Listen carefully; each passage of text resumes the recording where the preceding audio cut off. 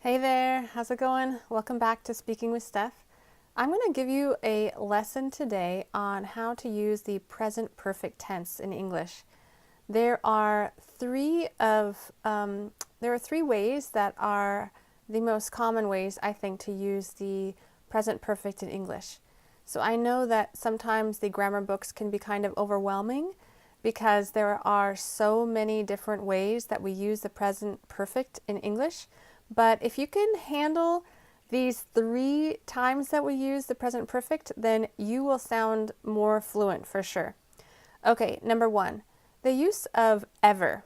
So for example, a very common question that we ask people is, have you ever watched Friends, for example, that TV show called Friends?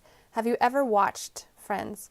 So notice that with the question, we start with have, and then we say you, and then ever, and then the past participle, watched, and then whatever the thing is that we're talking about, right? The thing being watched, right? So have you ever watched something? Have you ever seen something? Notice the past participle, seen. So how do we make present perfect in English grammar? We have to have plus the past participle, right? And what would be appropriate to answer that question with? Have you ever seen that TV show called Friends? Have you ever seen Friends? Yes, I've seen it. I've seen it, right? So now we use the contraction I've with the past participle seen, and then it stands for friends, right? Or you could say no, I've never seen it, right? So notice ever and never is used in the negative form. Okay, number 2, how long have you lived here? How long have you lived here? We also talk about other verbs like worked and studied when we talk about how long, right? So this is a very common question you can ask someone when you're trying to get to know them.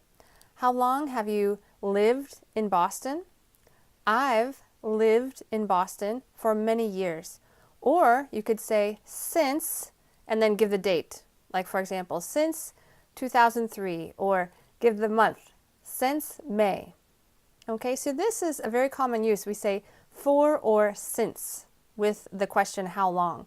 And notice the answer, I say I've, not I have, because Americans don't say I have, we say I've. We use the contraction. Sounds much more fluent. Okay? The third way that we use the perfect tense is when we talk about something that recently happened, or just happened, or already happened. Okay, so for example, did you finish your homework yet? And notice how I said yet at the end. Did you finish your homework yet?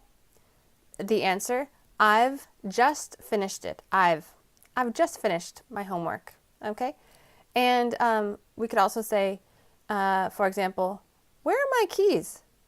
I think you've lost them. You've, right? Or I've just lost my keys.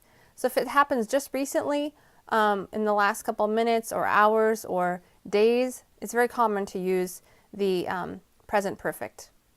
Okay, so something that's really important that you need to remember is to memorize the past participle. So it's a little different sometimes than the past tense if it's an irregular verb, right? So for example, we have the present tense see, past tense saw, past participle seen, right?